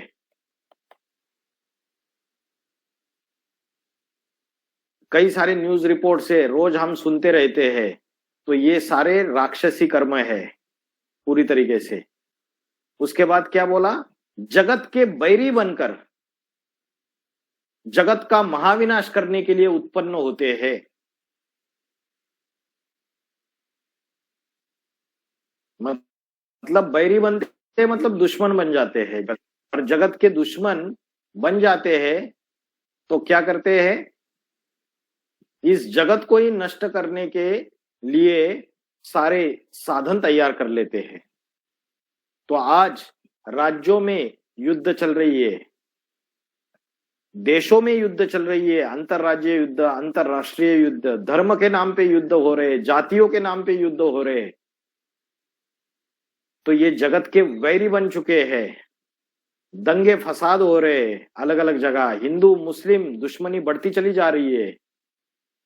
और क्या बोला? जगत के बैरी बन के संसार के विनाश के लिए प्रवृत्त है, महाविनाश। तो महाविनाश करने के लिए प्रवृत्त है। इसका क्या प्रूफ है आज की तारीख में? आज की तारीख में ये प्रूफ है कि साइंस ने जो एटम बम तैयार किए हैं, वो एटम बम, इससे एटॉमिक वेपन्स बने, परमाणु अस्त्र। और इन अस्त्रों से अगर रिमोट कंट्रोल का बटन अगर दबा दिया तो 1 सेकंड में ये सारी दुनिया खलास हो सकती है। तो महाविनाश के तरफ ये दुनिया को अग्रसर कर दिया इन राक्षसी प्रवृत्ति वाले लोगों ने। तो आज छोटे से छोटे देश के पास एटम बम, न्यूक्लियर बम, ये एटॉमिक वेपन्स, ये सारी चीजें, और ये हमारे घर के सजावट के लिए नहीं है। अगर इन आणविक अस्त्रों का, शस्त्रों का, परमाणु अस्त्रों का इस्तेमाल कर दिया तो 1 सेकंड ये सारी दुनिया खलास हो सकती है। और अभी सारी दुनिया जो के कगार पे खड़ी हुई है। तो ये जो बड़े प्रेसिडेंट है डोनाल्ड ट्रंप, और जो रशिया का प्रेसिडेंट है व्लादिमीर पुतिन, बाबा ने बोला है रशिया में कौन सी धर्म की ज्यादा प्रधानता है? नास्तिकता की, जो ना आत्मा के ज्ञान को मानते हैं, ना परमात्मा को मानते हैं, ना उसकी रचना को मानते हैं। वो साइंस ने, विज्ञान ने जो खोज की है, सबसे ज्यादा परमाणु अस्त्र है रशिया के पास। तो ये जो व्लादिमीर पुतिन है, कल जाके तीसरा विश्व युद्ध अगर हो गया तो ये रिमोट कंट्रोल का बटन दबा देंगे। तो ये राक्षसी प्रवृत्ति वाले लोग है या नहीं है? ये संसार के महाविनाश के लिए उत्पन्न हुए, जगत को मिथ्या बनाने वाले, बताने वाले हैं, और बोलते हैं कि भगवान वगैरह कुछ होता ही नहीं है। ये जगत जो है ये ईश्वर विहीन है, भगवान वगैरह कुछ नहीं है। जो नॉर्थ कोरिया देश का जो प्रेसिडेंट है, क्या नाम है उसका, किम जोंग, वो सारी बड़ी बड़ी महासत्ताओं को धमकी देता है कि मैं एटॉमिक वेपन्स का और मिसाइल्स का इस्तेमाल कर दूंगा। तो ये जगत के बैरी बनके सारे संसार का विनाश करने के लिए तैयार होके बैठे हुए हैं। जगत के बैरी बनकर उसका महाविनाश करने के लिए उत्पन्न होते हैं। और जगत, उस 10वां श्लोक, कामम आश्रित्य दुष्पुरम दंभ मान मदान्विता। किसका आश्रय ले लेते हैं ये? अनेक अनेक इच्छाओं का, काम वासना का आश्रय ले लेते हैं।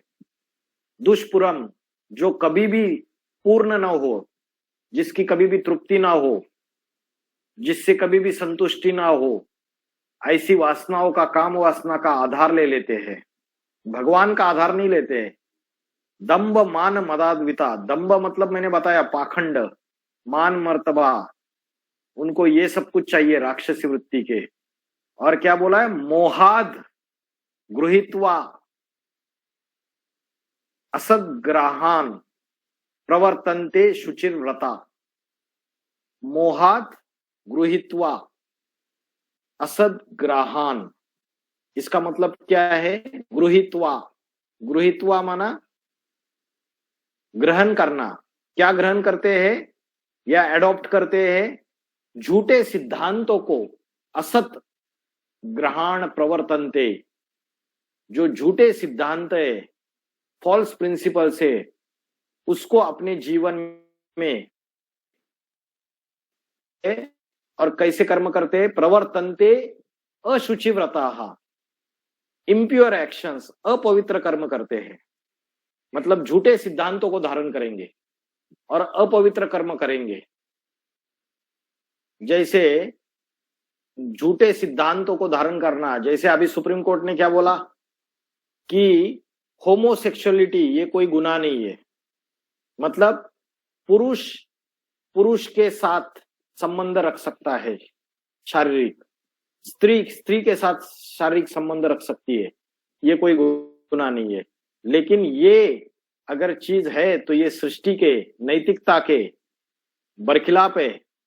तो ऐसे असत्य सिद्धांतों का, जिनको आध्यात्मिक ज्ञान नहीं है, गीता का ज्ञान नहीं है, जिनको परमात्मा का ज्ञान नहीं है, वो ऐसे असत्य सिद्धांतों का आधार लेकर उससे अपवित्र कर्म कर रहे हैं। ये एड्स जैसी जो बीमारी आई है दुनिया में, ये अफ्रीका से ये एड्स की बीमारी निकली है, और ये इसी कारण से कि समलैंगिक संबंध जो है फैल चुकी है। उसके बाद live in relationship, supreme court ने अभी ये जो वेस्टर्न कंट्रीज है, ये पाश्चिमात्य संस्कृति है, इसको फॉलो करना चालू कर दिया। क्योंकि हमारे वकील बड़े बड़े और जजेस और उनके बच्चे कहाँ से पढ़ाई पढ़ के आ रहे, लॉ यहाँ से करते, फिर फॉरेन में जाते, वहां से यहाँ से LLB कर ली और फिर वहां मास्टर्स कर दी, और मास्टर्स ऑफ लॉ में मास्टरी कर दी। वहां बड़े बड़े यूनिवर्सिटीज अमेरिका के या यूरोप के, लंदन के, इन यूनिवर्सिटीज में एडमिशन लेंगे, यहाँ के जजेस बन जाएंगे, और फिर वहां की जो लॉ की इनकी जो संस्कृति है, इसमें स्त्री और पुरुष इनका जो शादी का बंधन है, ये पवित्र बंधन नहीं माना जाता। इनकी लेडीज कितनी बार भी डिवोर्स दे सकती है और नया पति बदल सकती है, रोज नया पति बदलो, खुली छूट है इनके धर्म में।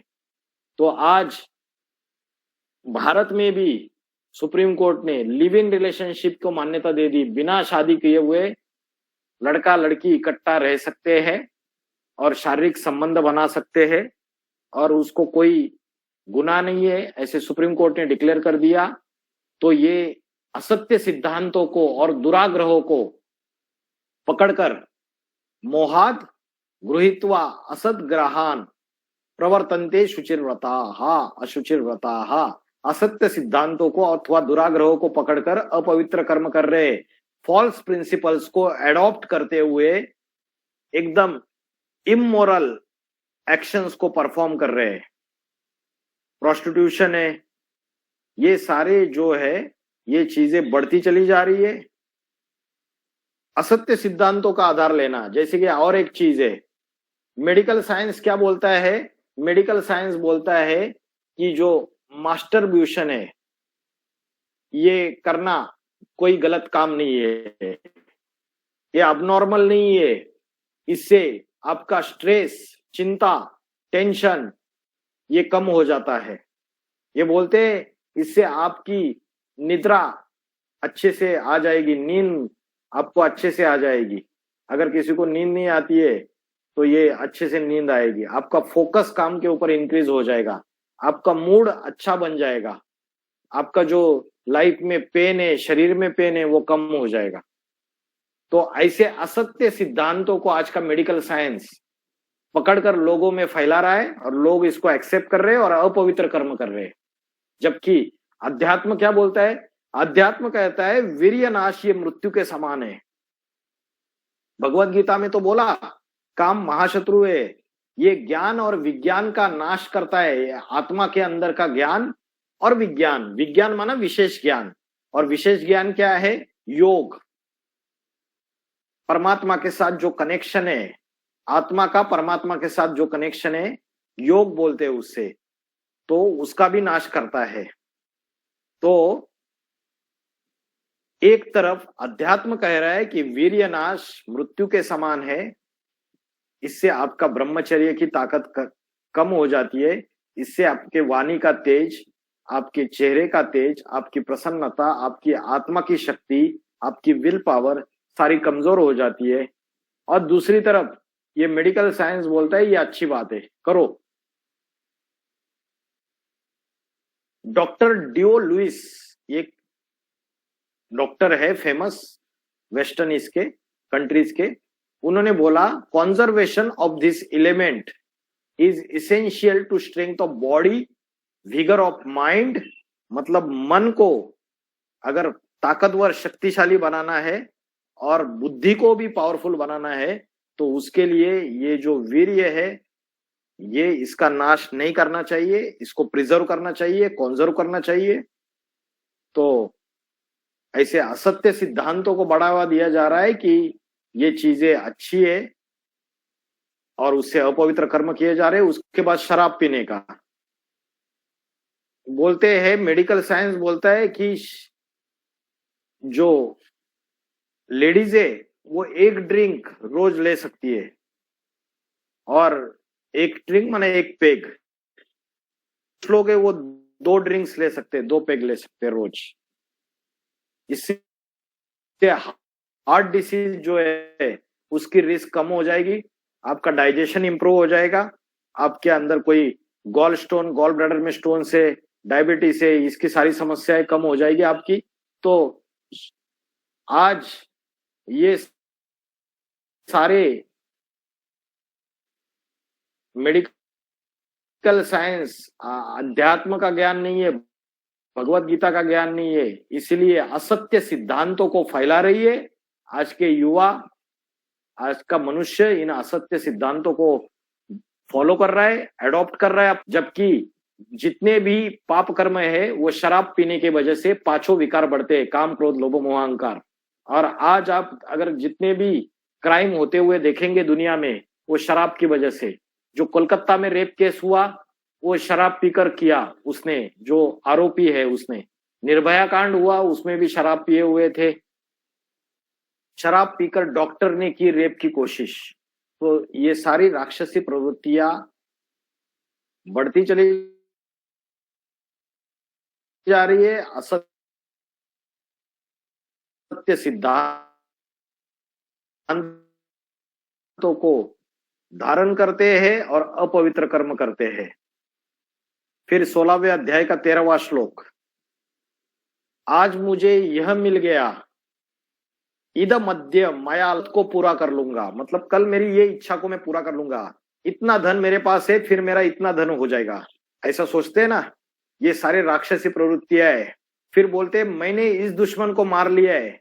16वें अध्याय का 14वां श्लोक, असो मया हत शत्रु, हत माना मार दिया है, असो माना असो माना इस, मया माना मैंने, हत माना मार लिया है, शत्रु माना दुश्मन। मैंने इस दुश्मन को मार लिया है और भविष्य में दूसरे शत्रुओं को भी मार लूंगा। मैं समर्थ हूं, ऐश्वर्यवान हूं, मैं उपभोग करने वाला हूं, मैं सफल हूं, बलवान हूं और सुखी हूं। चाहे नॉर्थ कोरिया का प्रेसिडेंट है किम जोंग, चाहे व्लादिमीर पुतिन है रशिया का प्रेसिडेंट, चाहे हिटलर, नेपोलियन, सद्दाम हुसैन, ये सारे के सारे ये इस श्रेणी में आते हैं जो 16वें अध्याय के 14वें श्लोक में बोला है। और भारत देश में भी कई ऐसे लोग हैं जिनके अंदर ये राक्षसी वृत्तियां पनपती है। कि मैंने इस दुश्मन को मार लिया है और भविष्य में दूसरे शत्रुओं को भी मार लूंगा, मैं समर्थ हूं, मैं ऐश्वर्यवान हूं, मैं उपभोग करने वाला हूं, मैं बलवान हूं। तो ये एडोल्फ हिटलर, नेपोलियन बोनापार्ट, ये बड़े बड़े राष्ट्र के प्रेसिडेंट्स, ये सारे इस कैटेगरी में आने वाले लोग हैं। 16वें अध्याय का 8वां श्लोक, असत्यम अप्रतिष्ठम ते जगदाहु अनिश्वरम। ये जगत कैसा है? असत्य है। ये जगत सत्य नहीं है, मिथ्या है। राक्षसी प्रवृत्ति वाले लोग ऐसा मानते हैं, अध्यात्म वाले नहीं मानते हैं।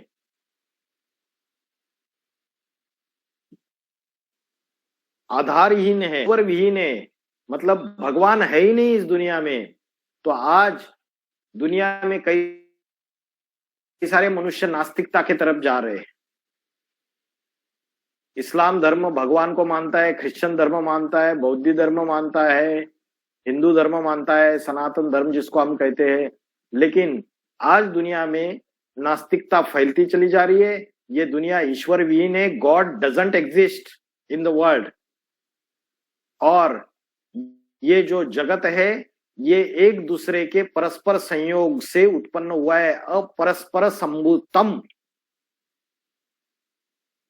किम अन्य काम हेतुकम, और काम वासना ही कारण है। ये जगत में जो उत्पत्ति हो रही है, जो जनसंख्या बढ़ रही है, पॉपुलेशन बढ़ रही है, तो ये कुछ नहीं है, परस्पर संयोग से ये उत्पन्न हो रहे हैं और काम वासना ही कारण है। तो ये असुरी वृत्ति के जो लोग हैं, ये जगत को मिथ्या बताते, आधारहीन बताते, ईश्वर विहीन बताते, भगवान तो है ही नहीं, और ये जगत एक दूसरे के परस्पर संयोग से बना हुआ है। इसलिए विषय वासना काम विकार भोगो और इसी में लिप्त रहो, यही सब कुछ है। तो ये राक्षसी वृत्ति का लक्षण बताया। ये 16वें अध्याय का 8वां श्लोक है। और आज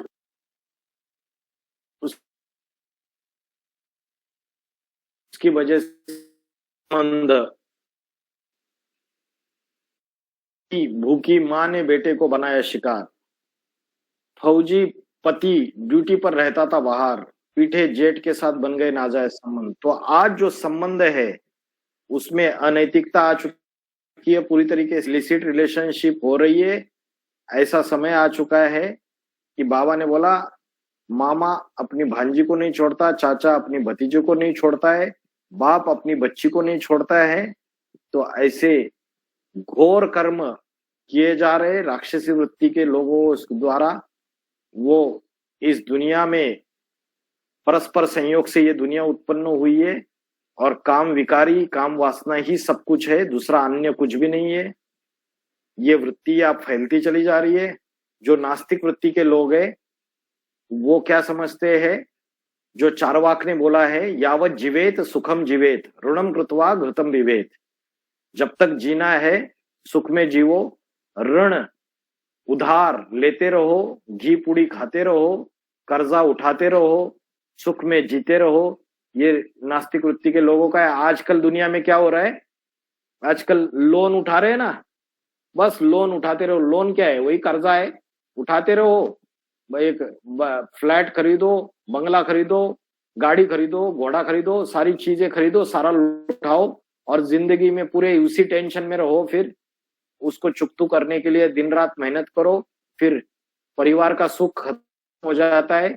बच्चों के तरफ ध्यान नहीं देते हैं, उनकी जो आध्यात्मिक उन्नति होनी चाहिए, उनके अंदर जो संस्कार होने चाहिए वो नहीं होते हैं।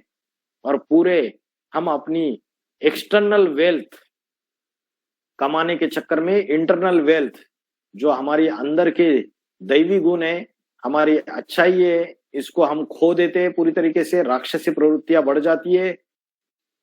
ये लोन चुकतू करने हैं, इसके चक्कर में हम कई गलत कर्म करते हैं, भ्रष्टाचार के, रिश्वत, इन चीजों का आधार लेते हैं और उससे धन अर्जित करने की कोशिश करते हैं। तो ये सारी राक्षसी प्रवृत्तियां है। 16वें अध्याय का 16वां श्लोक, अनेक चित्त विभ्रांता मोह जाल समावृता प्रसक्ता काम भोगेशु पतंती नरके शुचो हो। अनेक विचारों में भटके हुए, अनेक चित्त, चित्त माना चित्त, विचारों में भटके हुए, मोहजाल समावृत, मोहजाल में पूरे ही घिरे हुए, काम भोग में आसक्त हुए लोग गंदे नरक में गिरते हैं। वो राक्षसी वृत्ति के लोग अपनी प्रशंसा में फुले हुए, हटी, धन और मान शान के नशे में चूर, नाम मात्र के यज्ञों से दंभ सहित गीता विधान के प्रतिकूल यज्ञ करते हैं।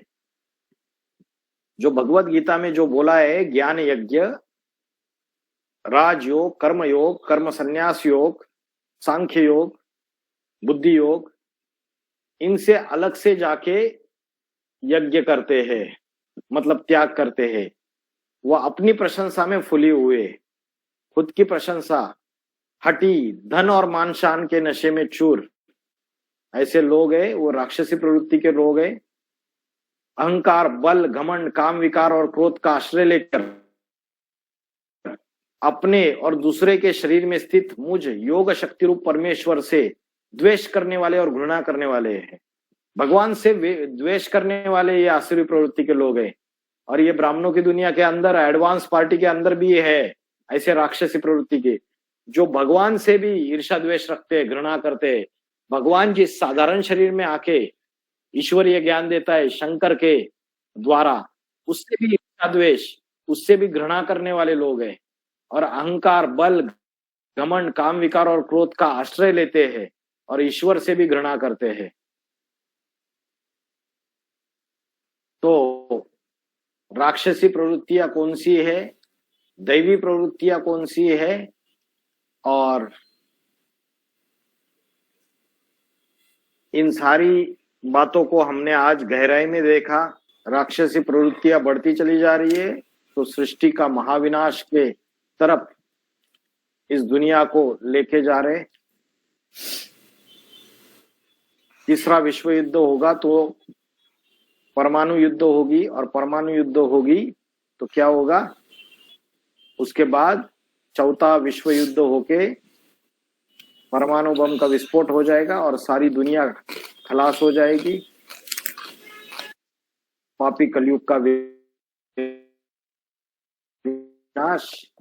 फिर जिन आत्माओं ने दैवी गुण धारण करने का अभ्यास किया है संगम युग में, वो नई दुनिया सृष्टि में संचालन करना चालू कर देंगे।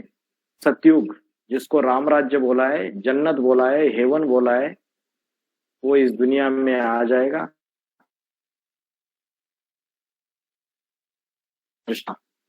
विनाश हो जाएगा।